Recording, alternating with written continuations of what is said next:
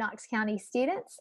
My name is Amy Crawford, and I teach 7th grade English Language Arts at West Valley Middle School. This lesson is based on the week 5 assignment for grade 7 ELA. If you don't have this assignment, it can be found by visiting the KCS website at knoxschools.org. Click See All Resources under the KCS at Home tab. If you would like to have this lesson printed, the middle school packets are handed out on Mondays and Wednesdays between 10 a.m. and noon at each of our meal distribution sites. A list of those sites can be found under the Meal Distribution tab at the KCS website. Please be sure to complete the entire week's assignment before continuing this video. Like I said, if you haven't completed the week 5 assignments, stop and return to this video once you have finished your work so we can go over it together. Now let's get started. If this video is hard to understand, there are a couple of things you can do to help you understand it better. The first one is to turn on closed captions if that's available. Second thing you could try is adjust the playback speed to slow down the video. The third thing you could try is to consider watching short clips, then pause, listen, and watch again. The fourth thing you could try is ask someone in your home to watch the video with you. Stop frequently and talk to your partner about what you heard and understood. There are some language icons that may help you understand what you're supposed to do as we go through the lesson. If you see this icon, it means that you are to read. This one means speak or say. The hand holding a pencil means you are to write. And then the ear with the 3 lines coming out means you are going to listen to something. So let's start with Monday. Again, if you haven't finished the lesson, stop right here, go finish the lesson, and then come back and we'll go over it together. I have a special surprise on our Friday because if you hang with me through this whole lesson, at the end, we're going to have some fun together. Okay, so this week's lesson starts with analyzing informational text. You can see that our learning targets are to recognize text features and graphics in an informational text and use them to better comprehend ideas and information. To generate and refine a question for formal research, and integrate ideas from multiple texts to build knowledge and vocabulary about the role advertising plays in the choices of young consumers. In this activity, we together will read an article about marketing to children, and we will begin to think about our own research on the topic. Here's our driving question, our knowledge question. What role does advertising play in the choices young consumers make? I want to define academic text features for you since this lesson is based on using text features. Text features are aspects of a text designed to help you locate, understand, and organize information. Different text features are used to convey different types of information. Probably seen these text features, maybe you didn't know what they were called. Let's talk about 4 of them. There are organizing text features, such as a table of contents, glossary, index, and references. Text divisions, such as introductions, summaries, sections with headings, footnotes or endnotes, and information about the author. Graphics that present information in a visual format, such as diagrams, charts, tables, graphs, maps, timelines, and so on. Graphics support the information and ideas presented in the text. There's also special formatting, such as boldface, italics, numbered or bulleted text, or the use of different typefaces and sizes. For example, in this list, the types of text features are placed in boldface to draw attention to them.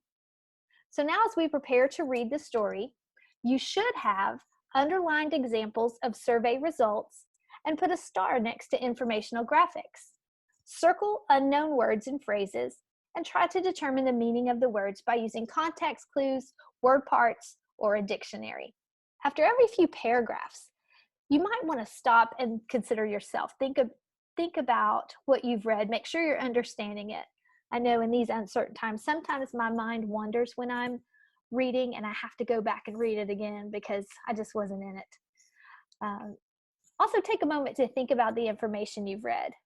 And you might even find somebody you can tell them what you've read after you've read a few paragraphs, just to be sure you're understanding it. in a way that you could convey that information to someone else. So today's story is an informational text called Mobile Kids from Nielsen. These days, a kid with a smartphone in their hand is as common as seeing a kid playing with a yo-yo in the years before the digital age. But today's kids aren't just carrying smartphones, they're mastering them. In fact, many are just as skilled as their parents, or even more so in some cases. So whether today's youth are texting, playing a game, or engaging in the plethora of other activities that smartphones offer, there's no doubt that this digital demo is one that marketers are keen to reach. I'll pause there to draw attention to the three words I circled: plethora, demo, and keen. Plethora means many or a wide variety. Demo is short for demographic, and we'll talk about that one in just a few minutes. It means a group. And then keen, using context clues, I was able to tell that this digital demographic or this digital group is one that marketers are keen to reach. Keen, they're eager, they're excited to reach. So we'll pick up with paragraph 3 now. As the saying goes, with kid comes a parent. So what are parents' motivations and concerns when it comes to subscribing to a wireless service? To find out, Nielsen's fourth quarter 2016 Mobile Kids report delved into the subject and shares the insights from respondents of parents of kids ages 6 to 12 who answered on behalf of their children. To start, the report looked at the age that kids get a smartphone. Slightly less than half, 45%, of mobile kids got a service plan at 10 to 12 years old. The most predominant age when kids got a service plan was age 10 at 22%, followed by 8 years old at 16%, and ages 9 and 11 were tied at 15%. The mobile child also skews more male, 56%, than female, 44%, with at least 1 in 5 being Hispanic. Among 10 to 12-year-olds, the highest percentage of age represented was age 10 at 34%. The vast majority, 93%, are on the same plan as their parents, and 72% have all mobile wireless services, including voice messaging and data.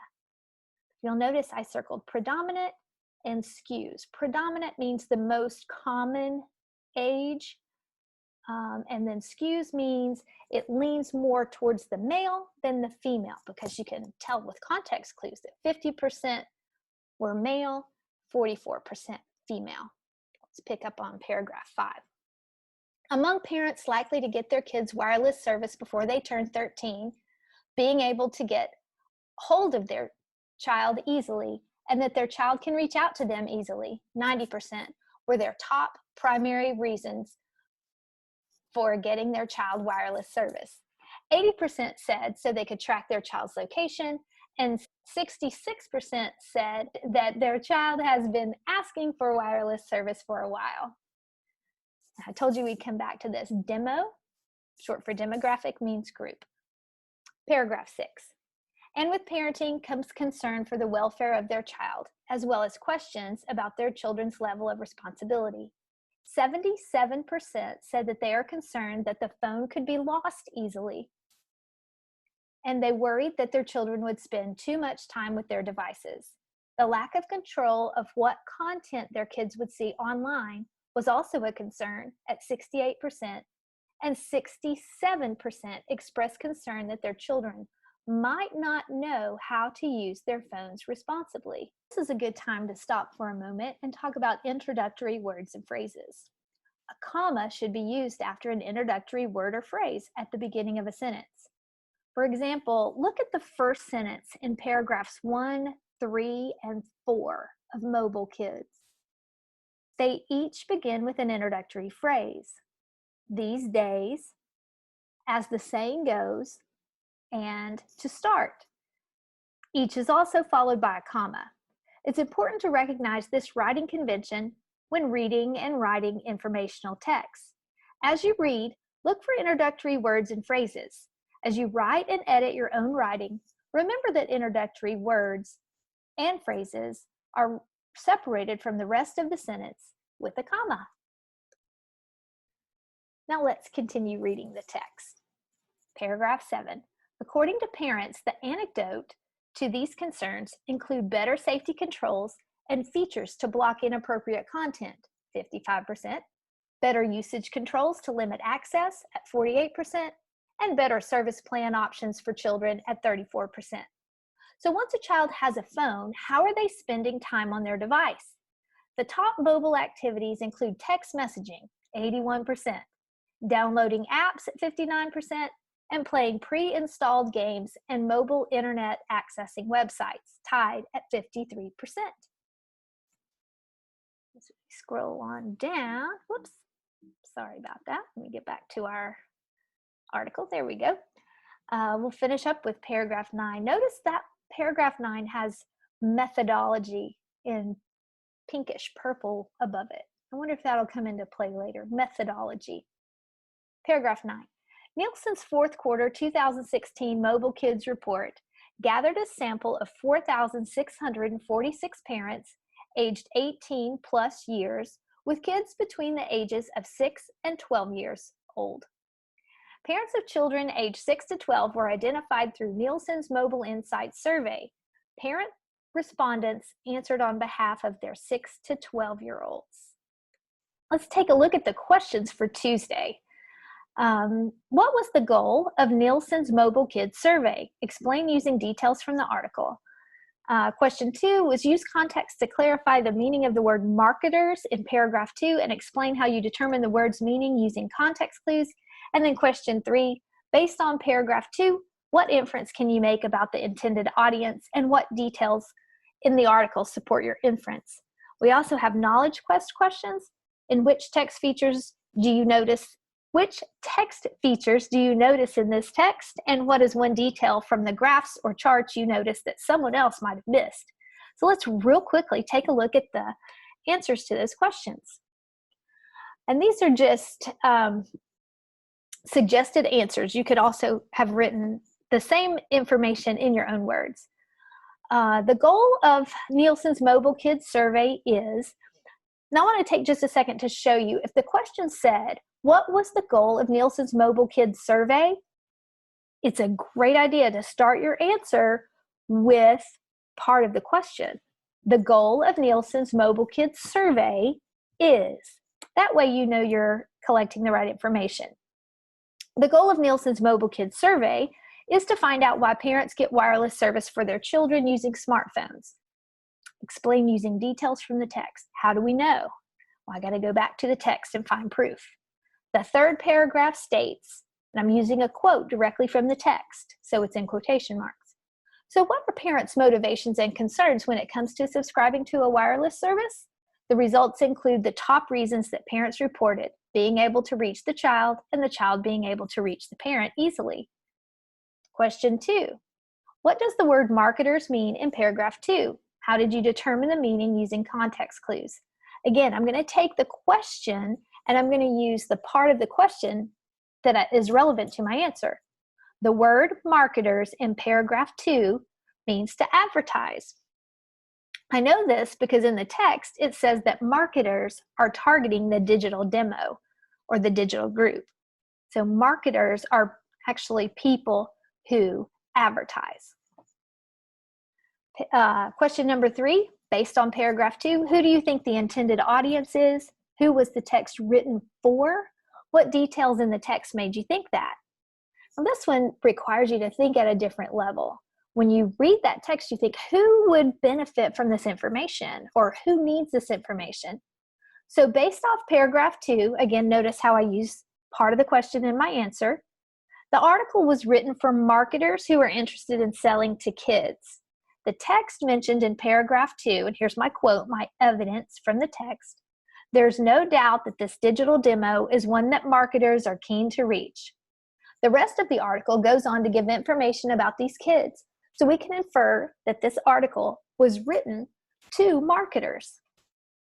How'd you do? Let's look at the knowledge quest questions.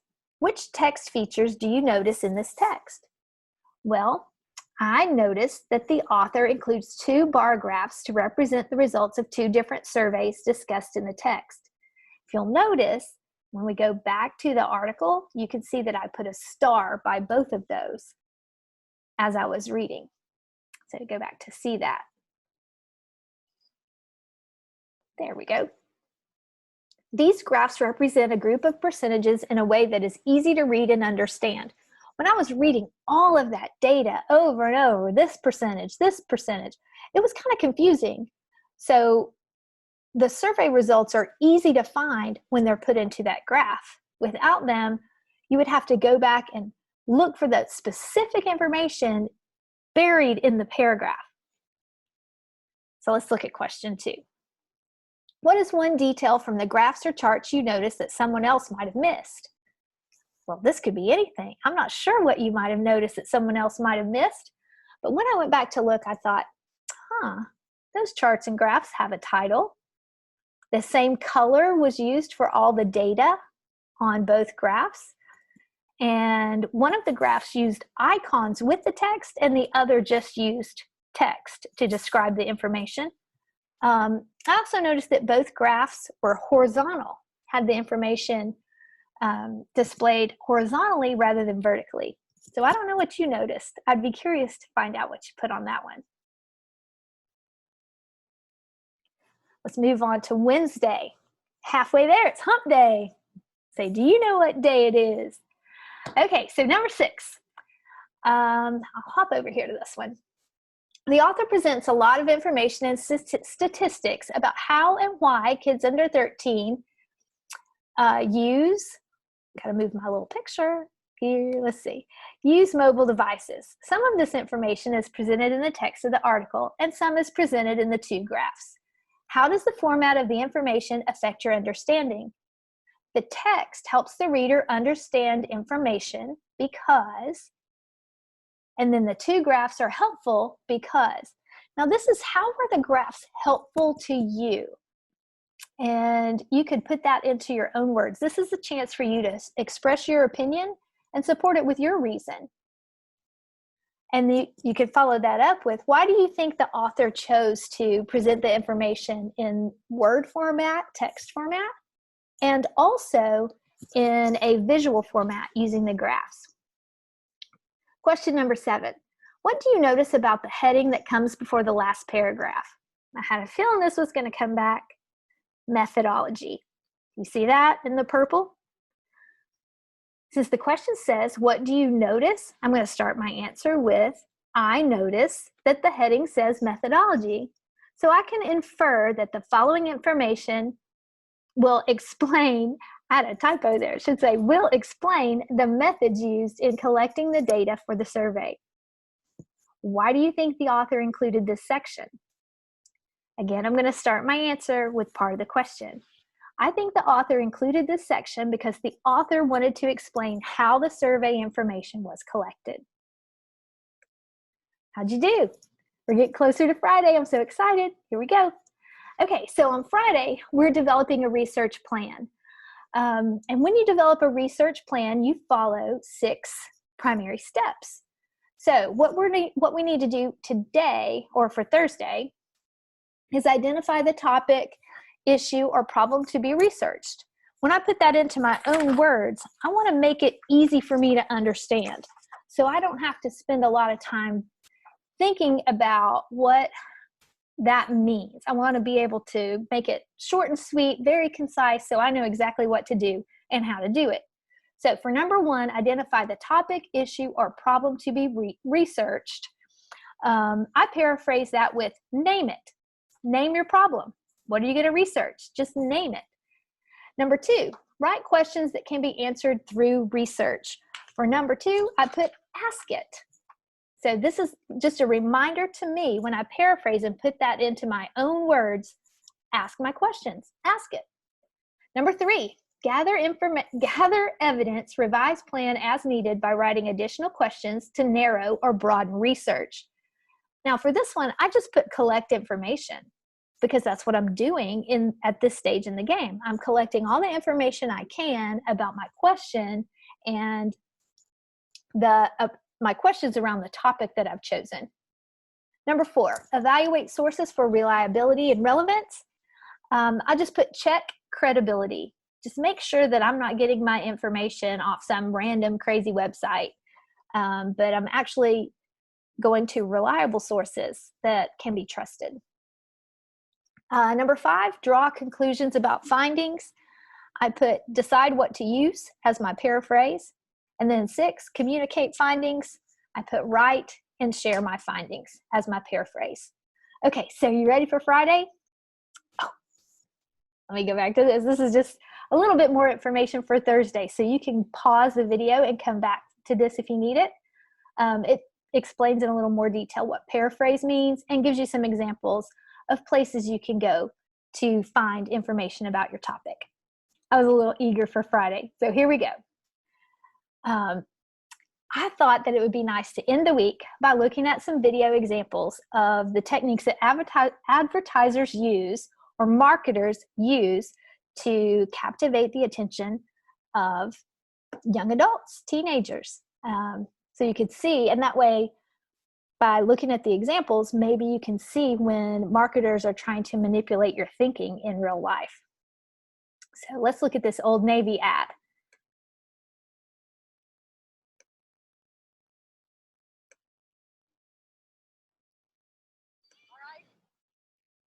All right, first day of school, Hunter. Remember to raise your hand in class so they see those couplings.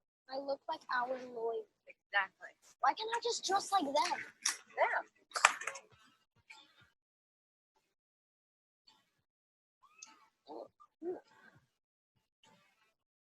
Excuse me, young people. Pardon me. Mom. No, darling, I have this. Mom. Where did you get these looks? Old Navy? The Navy. It's the Navy. Old Navy. Could you turn around for us? May we see the back? Mom, please. Hunter, Hunter, Mommy's speaking. Mom, Hunter, it's my first Hunter, let Mommy handle this. And how much for the denim? $8. $8? This shirt was $4. Uh-huh. And you do know that children who lie go to prison, right, Hunter? And does there happen to be any sort of a sale? Yeah, I'll keep said it's up to 60% off. You're going to be late today, Hunter. We're going to Old Navy.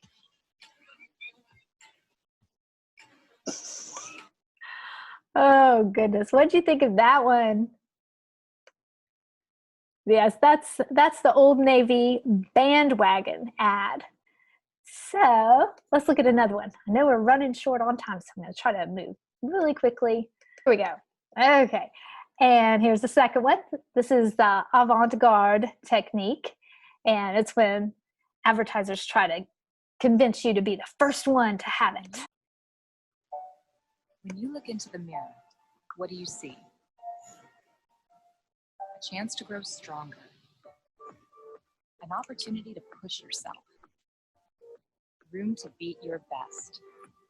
The mirror is a window to a fitness experience the world has never seen before. No matter who you are or where you are, the mirror lets you work out with world-class trainers in live or on-demand classes, complete with encouragement when you need it, or don't think you need it. You've got it. Measure your progress, work out with friends, and when you're done, show off your achievements. Because that was hard. Amazing job today, guys. But worth it. No wait lists, no crowded parking lots. Just your home, the mirror, and you. I don't know about you, but I think I might need one of those mirrors. It's pretty amazing. All right, Jack in the Box, testimonial. So, Jack, why'd you want to have me in your commercial? You kidding, Brad? You're an all-American country music superstar, and this is my all-American Jack Combo, a no-nonsense burger with 200% beef patties, melting cheese, lettuce, and tomato, plus it comes with fries and a drink for just $4.99. What's more all-American than you? Oh, I don't know. Bald eagles? Baseball? Monster trucks? Toddler pageants? Spray tans? Dog sweaters? Oh, you gotta love Brad Paisley. That's awesome. Okay, let's take a look now at facts and figures represented in this Colgate commercial. It's like having fuzzy slippers on your teeth, but the real word for it is plaque. And that news came straight from the dentist. His advice, switch to Colgate Total. When I saw a little pink in the sink. I thought, I'm just brushing too hard, no big deal. Then the dentist said a little bleeding is a sign of gingivitis and to switch to Colgate Total. Only Colgate Total has an antibacterial ingredient. It attaches to teeth to form a protective shield that's clinically proven to protect against a complete range of oral health problems for a full 12 hours. No other toothpaste can do that. Only Colgate Total reduces plaque by up to 98% and gingivitis by up to 88%. Clean. Even right after lunch, the plaque didn't come back. My gums are healthier, stronger. I recommend it because I saw results. Colgate Total has complete 12-hour protection. For a free product trial, visit ColgateTotal.com/offer. Colgate Total, #1 recommended by dental professionals. Complete 12-hour protection. Lots of data in that one. Did you notice all the numbers? Okay, let's take a look at another one. This is our last one for today. It's called transfer. And this is when advertisers try to associate good feelings with their product. So. I believe. I believe. I believe that. I believe that. I believe that we. I believe that we. I believe that we will be 4-time champions and keep winning until we not only become the best female soccer team, but the best soccer team in the world. And that a whole generation of girls and boys will go out and play and say things like, I want to be like Megan Rapinoe when I grow up. And that they'll be inspired to talk and win and stand up for themselves. And I believe that we will make our voices heard. And TV shows will be talking about us every single day and not just once every 4 years. And that women will conquer more than just the soccer field, like breaking every single glass ceiling and having their faces carved on Mount Rushmore. And that we'll keep fighting not just to make history, but to change it forever.